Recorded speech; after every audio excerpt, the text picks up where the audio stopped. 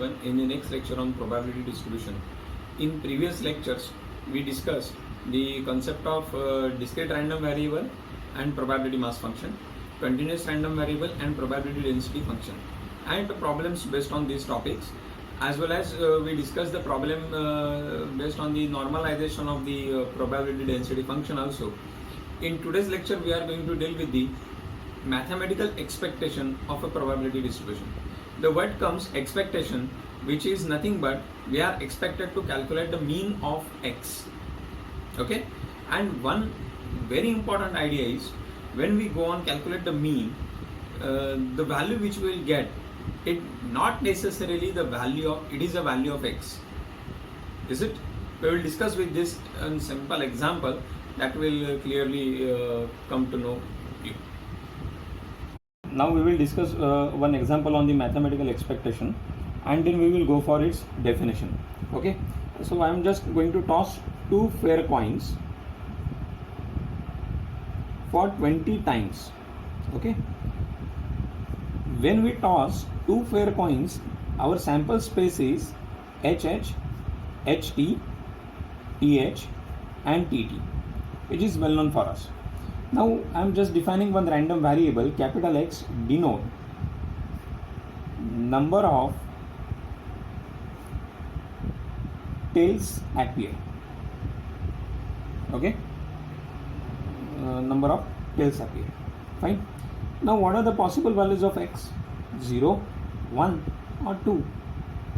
Now when we toss these two coins for 20 times, what we observed is we get 4 times 0 tails. Out of this 20, 10 times only 1 tail, and for 6 times I am getting 2 tails. Okay, so therefore the relative frequency of 0 is given as 4 by 20, relative frequency of 1 is given by 10 by 20, and the relative frequency of this 2 will be given by 6 by 20. It means that out of 20 times I am getting 4 times tail, out of 20 times I am getting 10 times tail, for out of 20 times I am getting 6 times 2 tails. Okay, here out of 20 times 4 times no tail, out of 20 times 10 times only 1 tail, and out of 26 times both are tails. This is what I am getting. So these are my relative frequencies of X is 0, 1 and 2. Now the question comes, in this tossing of 20 times, what is the average tail obtained? What is average tail obtained? So that can be calculated with mathematically as 0 times 4 by 20 plus 10 times 1 into 10 by 20 plus 2 into 6 by 20. So this gives us 10 by 20 plus 6 to the 12, that is 12 by 20, that is 22 by 20, which will be 1.1. Okay, now so this 1.1 will give me average number of tails per toss in this 20.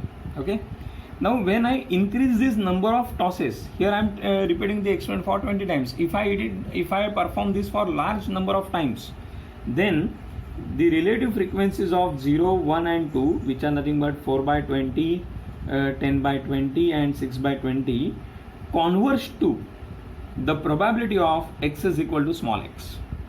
So for X is equal to 0, the probability is 1 by 4. For X is equal to 1, the probability is 2 by 4. And for X is equal to 2, again the probability is 1 by 4. So this relative frequency converge to the probabilities. Okay, so hence if I want to find the average number of tails per toss using this, then that concept, using this means using the probabilities of these X is 0, X is 1 and X is 2. So that is known as a expectations of a random variable X. Okay, and which is given by E of X, given as 0 into 1 by 4 plus 1 into 2 by 4 plus 2 into 1 by 4. So that gives me 2 by 4 plus 2 by 4, that is 4 by 4, which is 1. Okay. Now what it implies? It implies that a person who tosses 2 coins over and over again will get 1 head per toss on an average.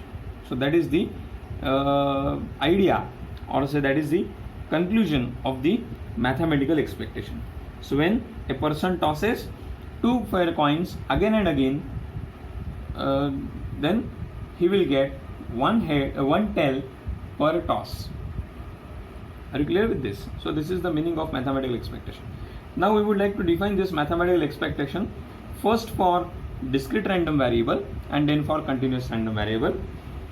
In case of discrete random variable,